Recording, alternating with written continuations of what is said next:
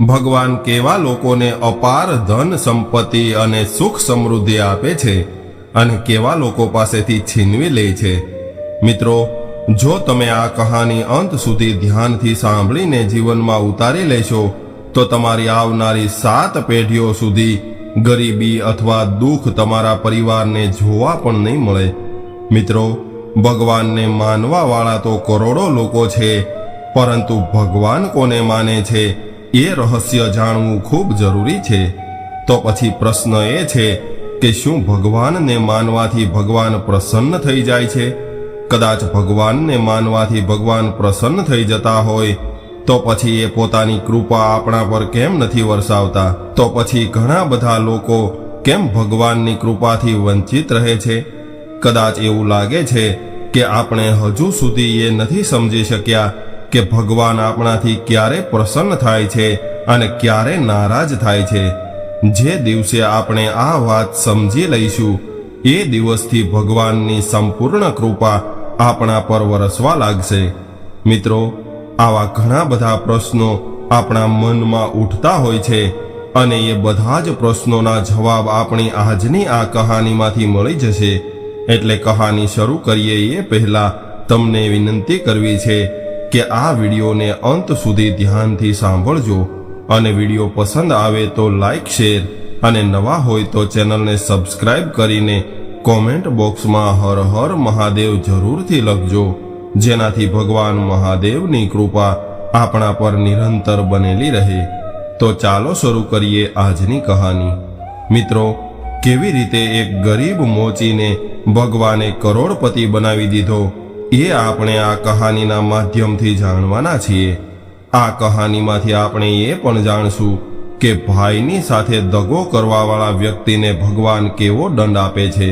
મિત્રો, કહેવાય છે કે બીજાને દગો આપવો એ દુનિયામાં સૌથી મોટું પાપ માનવામાં આવે છે અને પોતાના સગા ભાઈ સાથે દગો કરવો અને એની સાથે બેઈમાની કરવી, એનું ધન અને સંપત્તિ પર કબજો કરી લેવો એ તો ખૂબ મોટા અપરાધની શ્રેણીમાં આવે છે અને આવા અપરાધ કરનાર વ્યક્તિને ભગવાન પણ ક્ષમા નથી કરતા।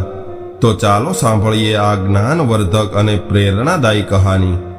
એક સમયની વાત છે, એક નગરમાં એક મોચી રહેતો હતો। મોચી ખૂબ ગરીબ હતો। એને 2 ટાઈમનું ભોજન મળવું પણ ખૂબ મુશ્કેલ હતું। આ મોચી લોકોના બૂટ ચપ્પલ સીવવાનું કામ કરતો હતો। એની પાસે પોતાની એવી કોઈ જગ્યા નહોતી કે જ્યાં બેસીને એ પોતાનું કામ કરી શકે। એટલા માટે એ ક્યારેક રસ્તા પર તો ક્યારેક ગામના પાદરમાં બેસીને લોકોના બૂટ ચપ્પલ સીવતો રહેતો અને એના કામના બદલામાં જે પૈસા મળતા એનાથી પોતાનું ગુજરાન ચલાવતો। આ મોચી ખૂબ સંતોષી હતો અને આવું કામ કરીને એ પોતાનું જીવન પસાર કરી રહ્યો હતો। એક સમયની વાત છે, શ્રાવણ મહિનાનો સમય આવ્યો અને તમે તો જાણો છો કે શ્રાવણ મહિનો કેટલો પવિત્ર માનવામાં આવે છે। ભગવાન મહાદેવના ભક્તો શ્રાવણ મહિનામાં ભગવાન શિવજી પર જળનો અભિષેક કરે છે। શિવ ભક્તો કાવડ યાત્રા લઈને નીકળે છે અને ગંગામાંથી જળ ભરીને ભગવાન શિવજીને અર્પણ કરે છે। મિત્રો, રોજની જેમ મોચી રસ્તાના કિનારે બેસીને બૂટ ચપ્પલ સીવી રહ્યો હતો અને આ બાજુ શ્રાવણ મહિનાનો સમય ચાલી રહ્યો હતો એટલે ભગવાન મહાદેવના ઘણા બધા ભક્તો અને શ્રદ્ધાળુઓ કાવડ લઈને ભગવાન શિવજી પર જળાભિષેક કરવા માટે જઈ રહ્યા હતા। ત્યારે આ મોચીએ જોયું કે ઘણા બધા શિવ ભક્તો અને શ્રદ્ધાળુઓ કાવડ લઈને ભગવાન શિવજીને જળ અર્પણ કરવા માટે જઈ રહ્યા છે। આ જોઈને મોચીની અંદર પણ એક ભાવના પ્રગટ થઈ કે હું પણ ભગવાન શિવજી માટે કાવડ લઈને જાઉં અને એમના પર જળાભિષેક કરું। પરંતુ એ બિચારો પોતાનું મન મારીને ત્યાં જ બેસી રહ્યો અને વિચારવા લાગ્યો કે મારી પાસે તો એટલા પૈસા પણ નથી, તો પછી હું કાવડ કેવી રીતે લઈ શકીશ? આખો દિવસ મહેનત મજૂરી કરીને જે પૈસા કમાઉં છું એમાંથી તો મને ફક્ત સવાર સાંજનું ભોજન પ્રાપ્ત થાય છે, તો પછી હું કાવડ માટે પૈસા ક્યાંથી લાવીશ? હું તો આખો દિવસ કામ કરીને ફક્ત આટલું જ કમાઉં છું। હવે મોચી આવો વિચાર કરીને ત્યાં જ બેસી રહ્યો, પરંતુ એના મનમાં ભગવાન શિવજી પ્રત્યે ભક્તિનો ભાવ જાગૃત થઈ ગયો હતો અને એણે નક્કી કરી લીધું હતું કે હું કાવડ લઈને ભગવાન શિવજી પર જળ અર્પણ કરવા માટે જરૂર જઈશ. અત્યારે નહીં તો આવતા વર્ષે જઈશ. જ્યારે ફરીથી શ્રાવણ મહિનો આવશે ત્યારે જઈશ, પણ ભગવાન શિવજીને જળ અર્પણ જરૂર કરીશ. આવી રીતે વિચાર કર્યા બાદ એ પોતાના રોજના કામમાં વ્યસ્ત થઈ ગયો. પરંતુ એ દિવસથી ભગવાન શિવજી પ્રત્યે એના મનમાં ભક્તિ વધતી ગઈ. હવે એ રોજ સવારે અને સાંજે ભગવાન મહાદેવની પૂજા કરવા લાગ્યો અને આખો દિવસ રસ્તાના કિનારે બેસીને લોકોના બૂટ ચપ્પલ સીવતો રહેતો. એક દિવસ આ મોચી ક્યાંક જઈ રહ્યો હતો ત્યારે રસ્તામાં એને કુંભારની દુકાન જોવા મળી. કુંભાર માટીના વાસણો બનાવી રહ્યો હતો અને એની બાજુમાં પૈસા બચત કરવાનો ગલ્લો પડ્યો હતો. મોચીએ જ્યારે આ ગલ્લો જોયો ત્યારે એણે વિચાર કર્યો કે હું રોજ જેટલા પૈસા કમાઉં છું એમાંથી 2-4 પૈસા બચાવીને આ ગલ્લામાં રાખીશ અને આવી રીતે બચત કરીને 1 વર્ષમાં હું એટલા પૈસા ભેગા કરી લઈશ કે આવતા વર્ષે હું ભગવાન શિવજી પર જળ અર્પણ કરવા માટે જઈ શકું.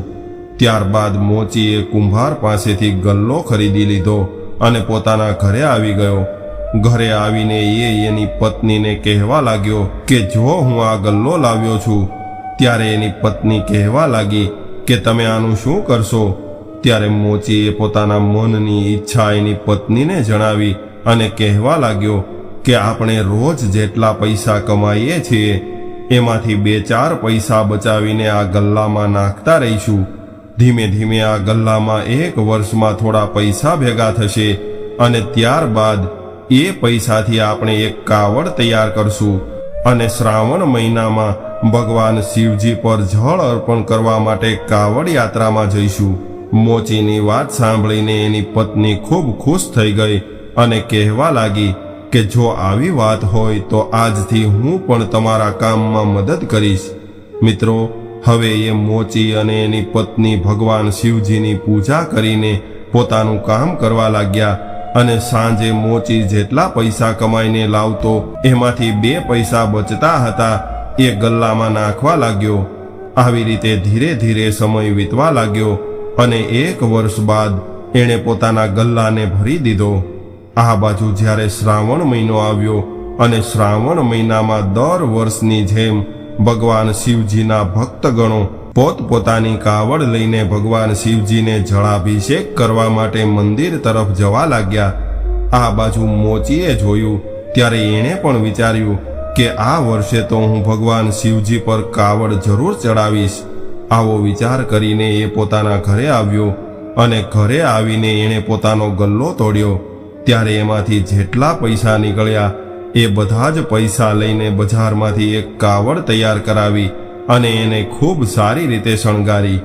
ત્યારબાદ ખૂબ ભાવથી ગંગામાં સ્નાન કરવા ગયો અને સ્નાન કર્યા બાદ ગંગાજીમાંથી કાવડમાં જળ ભરીને ભગવાન શિવજીને કાવડ ચડાવવા માટે ચાલી નીકળ્યો. હવે મનમાં ભગવાન મહાદેવના નામનું સ્મરણ કરતા કરતા એ ભગવાન શિવજીના મંદિર તરફ ચાલવા લાગ્યો. કાવડ એણે પોતાના ખભા પર મૂકી હતી અને ખૂબ ભાવથી ભગવાન શિવજીના મંદિર તરફ ચાલી રહ્યો હતો. આ બાજુ ભગવાન શિવજી અને માતા પાર્વતી આ દ્રશ્ય જોઈ રહ્યા હતા અને કહેવાય છે કે ભગવાનની નજરથી કોઈ બચી શકતું નથી. એ બધા જ લોકોને જુએ છે, પરંતુ અમુક મૂર્ખ લોકોને એવું લાગે છે કે ભલે તમે ગમે એટલા ખોટા કામ કરી લ્યો, તમને કોણ જોઈ રહ્યું છે. આવા લોકો દુનિયાથી તો ડરે છે, પરંતુ ભગવાનથી નથી ડરતા. આવા લોકો એ ભૂલી જાય છે કે કણ કણમાં વ્યાપક ઈશ્વર આપણા દરેક કર્મને જોઈ રહ્યા છે. ભગવાન શિવજી અને માતા પાર્વતી જોઈ રહ્યા હતા.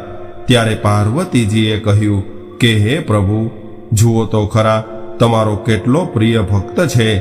એ 1 વર્ષથી આ દિવસ માટે પૈસા ભેગા કરી રહ્યો હતો અને 1 વર્ષ પછી પૈસા ભેગા કરીને એણે આ કાવડ તૈયાર કરી છે અને તમારા પર જળ અર્પણ કરવા માટે ખૂબ ભાવથી જઈ રહ્યો છે. ત્યારે ભગવાન મહાદેવ કહે છે કે હે દેવી પાર્વતી, હું પણ જોઈ રહ્યો છું અને તમે સાચું કહી રહ્યા છો. મારો આ ભક્ત મને મળવા માટે 1 વર્ષથી યોજના બનાવી રહ્યો હતો અને એક પૈસો ભેગો કરી રહ્યો હતો. પરંતુ હવે હું મારા ભક્તની પરીક્ષા લેવા માંગુ છું કે આ મારો સાચો ભક્ત છે કે ખોટો છે. એના મનમાં ખરેખર મારા માટે આસ્થા છે કે પછી ખોટે ખોટું જ મારું નામ લઈ રહ્યો છે. હું એ જોવા માંગુ છું કે એના દિલમાં હું વસ્યો છું કે નથી વસ્યો. ત્યારે માતા પાર્વતીએ ના પાડી અને એવું કહ્યું કે હે પ્રભુ, તમે આની પરીક્ષા ન લ્યો. આ બિચારો ખૂબ ગરીબ છે અને 1 વર્ષથી મહેનત કરીને એણે આ પૈસાની બચત કરી છે અને તમે પરીક્ષા કરીને એને વધારે દુઃખ આપશો અને કદાચ એ પરીક્ષામાં સફળ નહીં થાય તો એ ખૂબ દુઃખી થશે અને તમારા પર જળાભિષેક કરવાની એની ઈચ્છા અધૂરી રહી જશે. ત્યારે ભગવાન મહાદેવ કહેવા લાગ્યા કે હે દેવી, તમે ચિંતા કેમ કરો છો? હું તો મારા સાચા ભક્ત હોય એની જ પરીક્ષા લઉં છું અને જે ભક્તોને હું સારી રીતે જાણી લઉં છું એના હૃદયમાં જઈને જોઈ લઉં છું કે એના હૃદયમાં મારા પ્રત્યે ભક્તિ છે કે નહીં. એટલા માટે મારે આ ભક્તની પરીક્ષા જરૂર કરવી પડશે. ત્યારે માતા પાર્વતીએ કહ્યું કે હે પ્રભુ, જેવી તમારી ઈચ્છા. આ બાજુ પેલો મોચી તો પોતાની મસ્તીમાં ભગવાન મહાદેવનું નામ સ્મરણ કરતા કરતા કાવડ લઈને ચાલી રહ્યો હતો.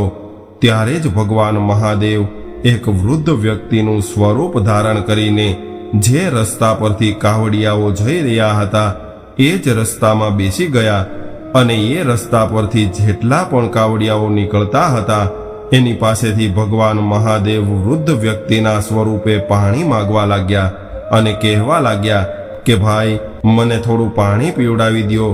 હું ખૂબ તરસ્યો છું અને તરસના કારણે મારો જીવ નીકળી રહ્યો છે, એટલે કૃપા કરીને મને પાણી પીવડાવીને મારો જીવ બચાવો. આ ગરીબ વૃદ્ધ વ્યક્તિને જોઈને બધા જ કાવડિયાઓ કહેવા લાગ્યા કે આ કેવો પાગલ વ્યક્તિ બેઠો છે અને કહી રહ્યો છે કે મને પાણી પીવડાવી દ્યો. એને એ પણ ખબર નથી કે આ જળ તો અમે શિવજી પર જળાભિષેક કરવા માટે લઈને જઈ રહ્યા છીએ. જો આ જળ આપણે એને પીવડાવી દઈશું તો શિવજી પર શું ચડાવશું? કદાચ આ વૃદ્ધ વ્યક્તિ મરી જાય તો આપણે એનાથી શું મતલબ છે? એટલે આપણે એને પાણી પીવડાવીને આપણી યાત્રા બંધ ન રાખવી જોઈએ. મિત્રો, ત્યારબાદ પણ જેટલા શ્રદ્ધાળુઓ ત્યાંથી પસાર થયા એની પાસેથી ભગવાન શિવજી વૃદ્ધ વ્યક્તિના વેશમાં પાણી પીવડાવવાનું કહેતા રહ્યા, પરંતુ કોઈ પણ વ્યક્તિ એને પાણી પીવડાવવા માટે તૈયાર ન થયો. આ બાજુ માતા પાર્વતી પણ જોઈ રહ્યા હતા કે આટલા બધા લોકોમાં કોઈ પણ વ્યક્તિ મારા સ્વામીને પાણી પીવડાવવા માટે ઊભો નથી રહેતો. આ કેવી ભક્તિ છે કે એક મનુષ્યનું દુઃખ કોઈને નથી દેખાતું. થોડી વાર પછી પેલો મોચી ત્યાંથી નીકળ્યો જે ભગવાનની ભક્તિમાં લીન હતો અને જ્યારે એ આ વૃદ્ધ વ્યક્તિ પાસેથી પસાર થયો ત્યારે વૃદ્ધ વ્યક્તિના વેશમાં બેસેલા ભગવાન શિવજી એને રોકીને કહેવા લાગ્યા કે દીકરા, મને ખૂબ તરસ લાગી છે અને તરસથી મારો જીવ નીકળી રહ્યો છે અને કદાચ મને પાણી નહીં મળે તો મારો જીવ નીકળી જશે અને હું મરી જઈશ. મેં ઘણા બધા કાવડિયાઓ પાસેથી પાણી માગ્યું હતું પરંતુ કોઈએ મને એક ટીપું પણ પાણી ન આપ્યું. દીકરા, હું તરસથી મરી રહ્યો છું, એટલે મને પાણી પીવડાવ. આ બધા ભોલેનાથના કેવા ભક્તો છે કે જે એક તરસ્યાને ટીપું પાણી નથી પીવડાવતા. એટલે તમને વિનંતી કરું છું કે તમે જે લોટામાં જળ લઈને જઈ રહ્યા છો એ મને પીવડાવી દો તો મારો જીવ બચી જશે. આ વૃદ્ધ વ્યક્તિની વાત સાંભળીને મોચી ત્યાં ઊભો રહી ગયો અને વૃદ્ધ વ્યક્તિને ખૂબ ધ્યાનથી જોવા લાગ્યો અને વિચારવા લાગ્યો કે આ વૃદ્ધ વ્યક્તિ ખૂબ તરસ્યા લાગે છે, એટલા માટે મારી પાસેથી પાણી માગી રહ્યા છે. પાણી તો હું એને પીવડાવી દઈશ, પરંતુ આ જળ તો હું ભગવાન શિવજી પર ચડાવવા માટે લઈને જઈ રહ્યો છું અને મેં તો 1 વર્ષથી પૈસા ભેગા કર્યા હતા ત્યારે આ કાવડ તૈયાર થઈ છે અને ખૂબ મહેનત કરીને ખૂબ ખુશીથી કાવડમાં જળ લઈને જઈ રહ્યો છું. હું તો 1 વર્ષથી રાહ જોઈ રહ્યો હતો કે ક્યારે શ્રાવણ મહિનો આવશે અને ક્યારે હું ભગવાન શિવજી પર જળ અર્પણ કરીશ. 1 વર્ષ પછી મારું સપનું પૂરું થવા જઈ રહ્યું છે અને રસ્તામાં મને આ વૃદ્ધ વ્યક્તિ પાણી પીવડાવવાનું કહે છે. આવી રીતે મોચી વિચારમાં ડૂબી ગયો હતો. એટલી વારમાં એ વૃદ્ધ વ્યક્તિ કહેવા લાગ્યા કે શું થયું દીકરા, શું વિચારી રહ્યો છો? દીકરા, હું તરસથી મરી રહ્યો છું, મને જલ્દીથી પાણી પીવડાવ, નહીતર મારું મૃત્યુ થઈ જશે. આ વૃદ્ધ વ્યક્તિને પાણી માટે આજીજી કરતા જોઈને મોચીને ખૂબ દયા આવી ગઈ અને એણે તરત જ ભગવાન શિવજીની માફી માગી અને કહેવા લાગ્યો કે હે પ્રભુ, મને માફ કરજો. હું આ કાવડ અને જળ આવતા વર્ષે તમારા ઉપર ચડાવી જઈશ. હું ફરીથી પૈસા ભેગા કરીશ અને ફરીથી ગલ્લામાં બચત કરીશ અને આવતા વર્ષે જ્યારે શ્રાવણ મહિનો આવશે ત્યારે હું આ જળ તમને અર્પણ કરીશ. પરંતુ અત્યારે આ જળ આ વૃદ્ધ દાદાને પીવડાવવું ખૂબ જરૂરી છે, એટલે હું એને પીવડાવી દઉં છું. હે પ્રભુ, મને માફ કરજો, કેમ કે આ વૃદ્ધ વ્યક્તિ તરસથી વ્યાકુળ થઈને મરી રહ્યા છે અને મારો ધર્મ છે કે હું એને પાણી પીવડાવીને એનો જીવ બચાવું. આ વ્યક્તિ પાણી વગર મરી જશે તો તમારા પર જળ અર્પણ કરવાનું વ્યર્થ ગણાશે. એટલે સૌથી પહેલાં તો મારો એ ધર્મ છે કે હું એનો જીવ બચાવું, અને જો પાણી વગર એ મરી જશે તો મને ખૂબ મોટું પાપ લાગશે. આવો વિચાર કરીને એ જળ પેલા વૃદ્ધ વ્યક્તિને પીવડાવી દીધું. મિત્રો, એ મોચીને ખબર નહોતી કે આ વૃદ્ધ વ્યક્તિ જ ભગવાન શિવજી છે, પરંતુ એણે માનવ સેવા કરી અને માનવ સેવાને પોતાનો સૌથી મોટો ધર્મ સમજ્યો. હવે મોચીએ આ વૃદ્ધ વ્યક્તિને પાણી પીવડાવ્યું. ત્યાર પછી એ વૃદ્ધ વ્યક્તિને તરસ છીપી ગઈ.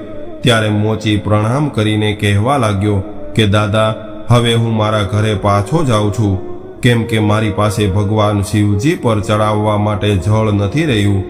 કાંઈ વાંધો નહીં, હું આવતા વર્ષે શિવજી પર જળ ચડાવી જઈશ. આવું કહીને એ મોચી પોતાના ઘર તરફ ચાલવા લાગ્યો. ત્યારે ભગવાન શિવજી, જે વૃદ્ધ વ્યક્તિના વેશમાં હતા, એમણે એને રોકી દીધો અને એવું કહ્યું કે દીકરા, થોડી વાર ઊભો રહેજે, કેમ કે તું તારા ઘરે જઈ રહ્યો છો અને ઘરે ક્યારેય ખાલી હાથે ન જવાય. આપણે જ્યારે પણ ઘરે જઈએ ત્યારે કંઈક ને કંઈક લઈ જવું જોઈએ. હું તને કંઈક આપવા માંગુ છું, એ તું તારા ઘરે લઈ જા.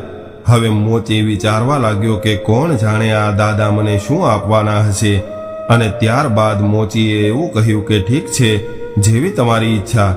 ત્યારે વૃદ્ધ દાદાએ બિલ્લીપત્ર કાઢ્યા અને એ બિલ્લીપત્ર મોચીને આપી દીધા અને એવું કહ્યું કે તું આ બિલ્લીપત્રને તારા લોટામાં મૂકી દે, અને આ લોટો લઈને સાંજે જે જગ્યાએ તું પૂજા કરે છે એ જગ્યાએ છાણથી લીપીને આ લોટાને બંધ કરીને મૂકી દેજે. વહેલી સવારે બંને પતિ પત્ની ઉઠીને પૂજા કરજો, અને પૂજા કર્યા બાદ આ લોટાને ખોલીને અંદર જોજે. આવું કહીને ભગવાન શિવજી, જે વૃદ્ધ વ્યક્તિના વેશમાં હતા, એ ત્યાંથી જતા રહ્યા અને થોડે દૂર જઈને અંતર ધ્યાન થઈ ગયા. હવે મોચી ત્યાંથી પાછો પોતાના ઘરે આવી ગયો અને એણે ઘરે જઈને એની પત્નીને બધી વાત જણાવી. ત્યારે એની પત્ની કહેવા લાગી કે કંઈ વાંધો નહીં, તમે આવતા વર્ષે ભગવાન શિવજીને જળ અર્પણ કરી દેજો. ત્યારે મોચી કહેવા લાગ્યો કે જે વૃદ્ધ દાદાને મેં પાણી પીવડાવ્યું હતું, એમણે મને આ લોટો આપ્યો છે, એટલે તું આ જગ્યાને છાણથી લીપી દે. ત્યારબાદ આપણે પૂજા કરીએ છીએ. અને એ વૃદ્ધ દાદાએ કહ્યું હતું કે એ જગ્યા પર તમે લોટાને બંધ કરીને મૂકી દેજો, અને સવારે પૂજા કર્યા બાદ લોટાને ખોલીને અંદર જોજો. ત્યારે મોચીની પત્નીએ એ જગ્યાને લીપી અને લોટાને બંધ કરીને ત્યાં મૂકી દીધો. સવાર થયું અને બંને પતિ પત્ની સ્નાન કરીને ભગવાનની પૂજા કરવા બેસી ગયા. પૂજા કર્યા બાદ જ્યારે મોચીએ લોટો ખોલ્યો ત્યારે એણે જોયું કે લોટો સોના મોહરોથી ભરેલો હતો. લોટાની અંદર સોના મોહરો જોઈને મોચીની આંખમાં આંસુ આવી ગયા અને બંને પતિ પત્ની રડવા લાગ્યા અને કહેવા લાગ્યા કે હે પ્રભુ, આ તો અપાર ધન છે. મને એવું લાગે છે કે ભગવાન શિવજીએ આપણા પર કૃપા કરી છે. ત્યારબાદ મોચી એની પત્નીને કહેવા લાગ્યો કે મને તો એવું લાગી રહ્યું છે કે એ વૃદ્ધ દાદાના વેશમાં ભગવાન શિવજી હતા. મેં એ જળ ભગવાન શિવજીને પીવડાવ્યું હતું. પરંતુ હું એને ઓળખી ન શક્યો. તમારી લીલાને ધન્ય છે પ્રભુ. એમની કૃપાથી જ એ બિલ્લીપત્ર સોના મોહરોમાં બદલાઈ ગયા છે. મિત્રો, હવે એ મોચીની શ્રદ્ધા ભગવાન શિવજી પર ખૂબ વધી ગઈ હતી. સોના મોહરો જોઈને એ બંને પતિ પત્ની ખૂબ ખુશ થઈ ગયા અને ત્યારબાદ સોના મોહર વેચીને મોચીએ પોતાની એક દુકાન ખરીદી અને હવે નવી દુકાનમાં પોતાનું કામ કરવાનું શરૂ કરી દીધું. ધીરે ધીરે ભગવાન શિવજીની કૃપાથી એની દુકાન ખૂબ ચાલવા લાગી અને એણે એટલી બધી પ્રગતિ કરી લીધી કે એમાંથી એણે ખૂબ પૈસા કમાઈ લીધા. પૈસા કમાયા બાદ એણે ખૂબ સારું મોટું મકાન બનાવ્યું અને બંને પતિ પત્ની એમાં ખૂબ આનંદથી રહેવા લાગ્યા. એ બંને પતિ પત્ની ભગવાન શિવજીની ભક્તિમાં ડૂબી ગયા હતા, કેમ કે હવે એની પાસે પૈસાની કોઈ કમી નહોતી. મિત્રો, એ મોચી પૈસાવાળો તો બની ગયો હતો, પરંતુ એણે ભગવાન શિવજીની ભક્તિ કરવાનું છોડ્યું નહોતું. અમુક લોકો એવા પણ હોય છે કે જેના પર ભગવાનની કૃપા થાય છે અને એના ઘરમાં ધન દોલતના ભંડાર ભરી દે છે, ત્યારે આવા લોકો ભગવાનને ભૂલી જાય છે. પરંતુ મિત્રો, આ મોચીએ ભગવાનને ક્યારેય ભૂલ્યા નહીં અને રાત દિવસ ભગવાનની ભક્તિ કરતા રહ્યા. હવે ભગવાન શિવજી મોચીના ઘરમાં બધા જ પ્રકારની ખુશી આપવા લાગ્યા. એના બધા જ ભંડાર ભરાતા રહ્યા. આ બાજુ એ મોચીનો એક ભાઈ હતો. એને તો પહેલાથી જ એની એક દુકાન હતી અને એની દુકાન પણ ખૂબ સારી ચાલી રહી હતી. પરંતુ અચાનક એણે જોયું કે રસ્તાના કિનારે બેસીને બૂટ ચપ્પલ સીવવાવાળો મારો ભાઈ, જેને સવાર સાંજનું ભોજન મળવું પણ મુશ્કેલ હતું, એ આજે અચાનક આટલો મોટો શેઠ બની ગયો છે. આ ગરીબ આટલો મોટો પૈસાવાળો કેવી રીતે બની ગયો હશે? એણે તો પોતાની દુકાન પણ ખરીદી લીધી અને એક સારું મકાન પણ બનાવી લીધું છે. એની પાસે તો ખૂબ ધન છે. પોતાના ભાઈની પ્રગતિ જોઈને એને ઈર્ષ્યા થવા લાગી. એટલે હવે એ રાત દિવસ એના ભાઈના વિચારોમાં રહેતો હતો અને એની ઈર્ષ્યા કર્યા કરતો. મિત્રો, એ વાત સ્વાભાવિક છે કે જ્યારે તમારી પાસે વધારે ધન આવી જાય અને તમારી સારી એવી કમાણી થવા લાગે, ત્યારે ઈર્ષ્યા કરવાવાળા લોકો પણ વધી જાય છે. આવી રીતે મોચીનો ભાઈ એની ઈર્ષ્યા કરવા લાગ્યો. એ કોઈ પણ રીતે એને નીચો પાડવા માંગતો હતો અને એણે એક દિવસ એ મોચી પર ચોરીનો આરોપ લગાવી દીધો અને ગામના લોકોને એવું કહ્યું કે મારા ભાઈએ મારી દુકાનમાંથી પૈસા ચોર્યા છે અને મારી દુકાનમાંથી બૂટ ચપ્પલ ચોરીને એણે એની દુકાનમાં મૂકી રાખ્યા છે. ત્યારે ગામના લોકોએ એ મોચીને બોલાવીને એવું પૂછ્યું કે શું તે ચોરી કરી છે? તે તારા ભાઈની દુકાનમાંથી પૈસા ચોર્યા છે? એ સમયે એનો ભાઈ પણ ત્યાં ઊભો હતો અને એ પણ એવું કહી રહ્યો હતો કે આણે જ મારી દુકાનમાંથી ચોરી કરી છે અને પૈસા તેમજ સામાન ચોરી લીધો છે, એટલા માટે એ આટલો મોટો પૈસાવાળો બની ગયો છે. પોતાના ભાઈની આવી વાત સાંભળીને એ મોચી રડવા લાગ્યો અને કહેવા લાગ્યો કે નહીં ભાઈ, મેં તમારી કોઈ પણ વસ્તુની ચોરી નથી કરી. આ તો એ વૃદ્ધ દાદાની કૃપા છે. એમણે જ મારા માટે બધું કર્યું છે. ત્યારબાદ એણે આખી ઘટના ગામના લોકોની સામે સંભળાવી દીધી, પરંતુ લોકોને એની વાત પર વિશ્વાસ ન આવ્યો અને લોકો કહેવા લાગ્યા કે આ વૃદ્ધ દાદા કોણ છે? ત્યારે મોચીએ જવાબ આપ્યો કે એ દાદા એટલે કે ભગવાન શિવજી હતા અને એણે જ આ બધું મને આપ્યું છે. ત્યારબાદ મોચી કહેવા લાગ્યો કે હું ભગવાન શિવજીના મંદિરે જળાભિષેક કરવા જઈ રહ્યો હતો, ત્યારે રસ્તામાં મને એક તરસ્યા વૃદ્ધ દાદા મળ્યા અને મેં એને જળ પીવડાવી દીધું. ત્યારે એમણે મને બિલ્લીપત્ર આપ્યા અને એ બિલ્લીપત્રો સોના મોહરોમાં બદલાઈ ગયા. એ સોના મોહરોને વેચીને મેં આ બધું કર્યું છે. મેં કોઈ પણ પ્રકારની ચોરી નથી કરી. મોચીની વાત સાંભળીને બધા જ લોકો હસવા લાગ્યા અને કહેવા લાગ્યા કે આ તો પાગલ છે. ભગવાન શિવજી કોઈને આપવા માટે પોતે ચાલીને થોડા આવે? ત્યારે મોચીએ કહ્યું કે તમે મારી વાતનો વિશ્વાસ કરો. આ ભગવાન શિવજીએ મને આપ્યું છે. પરંતુ મિત્રો, એવું કહેવાય છે કે આ દુનિયાના લોકો ખૂબ અજીબ હોય છે. જ્યાં સુધી ચમત્કાર નથી જોઈ લેતા ત્યાં સુધી નમસ્કાર નથી કરતા. એટલા માટે જ આવા લોકોની પાસે ભગવાન સ્વયં આવે તો પણ એને ઓળખી નથી શકતા, કેમ કે એમના પર લોભના નામનો પડદો પડેલો હોય છે. એવા લોકો લોભ લાલચમાં એટલા બધા ફસાયેલા હોય છે કે તેઓ ભગવાનને ઓળખી નથી શકતા. અને મિત્રો, આ વાત સાચી છે કે જે વ્યક્તિ પર લોભ લાલચ અને માયાનો પડદો પડેલો હોય છે, જેને માયાએ ઢાંકી દીધો હોય છે, એવા લોકોની સામે ભગવાન પોતાના અસલી રૂપમાં પણ આવી જાય તો પણ આવા લોકો ભગવાનને ઓળખી નથી શકતા. ગામના લોકોએ એવું કહ્યું કે આ આપણને મૂર્ખ બનાવી રહ્યો છે. ભગવાન ખુદ આવીને કોઈને કંઈ આપતા નથી. ત્યારે એ મોચી ખૂબ રડવા લાગ્યો અને ભગવાન શિવજીને ફરિયાદ કરીને કહેવા લાગ્યો કે હે પ્રભુ, તમે આ શું કર્યું? તમે મને ધન તો આપી દીધું અને મને મળી પણ ગયું. આજે તમારી કૃપાથી મારી પાસે બધું જ આવી ગયું છે અને આ બધું જ તમે મને આપ્યું છે, પરંતુ આ લોકો મને ચોર સમજી રહ્યા છે. આ સમાજના લોકોએ મને ચોર બનાવી દીધો છે. સંસારના લોકોને તો છોડો, પરંતુ મારો સગો ભાઈ મને ચોર સાબિત કરવામાં લાગી ગયો છે. આના કરતાં તો સારું એ હોત કે તમે મને આ બધું ન આપ્યું હોત અને હું ગરીબ જ રહ્યો હોત, તો કમસે કમ હું ચોર તો ન બન્યો હોત. આવી રીતે એ મોચી ભગવાન શિવજીને યાદ કરવા લાગ્યો અને ખૂબ રડવા લાગ્યો. ત્યારબાદ એના ભાઈએ કહ્યું કે જુઓ ભાઈઓ, આપણે આખા ગામની પંચાયત બેસાડશું, કેમ કે આ વ્યક્તિ આવી રીતે નહીં માને. જ્યારે પંચાયત બોલાવવામાં આવશે ત્યારે એ પોતાનો ગુનો કબૂલ કરશે. બીજા દિવસે એ મોચીના ભાઈએ ગામની પંચાયત બોલાવી અને પંચાયતમાં મોચીના ભાઈને પૂછવામાં આવ્યું કે તમારા પૈસા કોણે ચોર્યા છે? ત્યારે એણે એવું કહ્યું કે મારો ભાઈ ચોર છે અને એણે મારી દુકાનમાંથી બધો જ સામાન ચોરી કરી લીધો છે. મારા પૈસા ચોરીને એ અમીર બની ગયો છે, એટલે મને મારા પૈસા પાછા અપાવી દો. આ મારો ભાઈ નથી, પરંતુ ભાઈના નામ પર કલંક છે. મને ક્યાં ખબર હતી કે એ આટલો મોટો ચોર છે?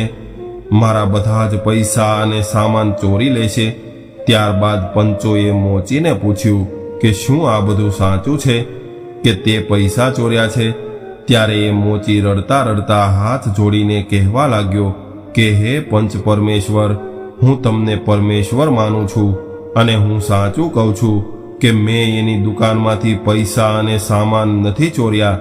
મારા પર તો એ વૃદ્ધ દાદા એટલે કે ભગવાન શિવજીની કૃપા થઈ છે અને અમારી પાસે આજે જે કંઈ પણ છે એ બધું જ ભગવાન શિવજીએ આપ્યું છે. ત્યારે એ મોચીએ પંચોને પણ પોતાની સાથે બનેલી સમગ્ર ઘટના કહી સંભળાવી. છતાં પણ એ પંચોને એના પર વિશ્વાસ ન આવ્યો અને પંચોએ એને ખૂબ ઠપકો આપ્યો અને કહેવા લાગ્યા કે હવે તું અમને પણ પાગલ બનાવવા માંગી રહ્યો છે? અરે, ભગવાન શિવજી સ્વયં આવીને કોઈને કાંઈ ન આપે, તું તો ખોટું બોલી રહ્યો છો. ત્યારે એ મોચીએ કહ્યું કે હું સાચું કહું છું, મને આ ધન ભગવાન શિવજીએ આપ્યું છે. પરંતુ મિત્રો, પંચોને પણ એની વાત પર વિશ્વાસ ન આવ્યો. હવે મોચી ખૂબ દુઃખી થઈ રહ્યો હતો અને ભગવાન શિવજીને યાદ કરીને રડવા લાગ્યો કે હે પ્રભુ, આ તમારી કેવી લીલા છે? આજે હું કેવો ફસાઈ ગયો છું. મારા ભાઈએ મને ફસાવી દીધો છે. હે પ્રભુ, હવે તો હું ચોર બની ગયો છું. પ્રભુ, હવે તમે જ મારી રક્ષા કરો.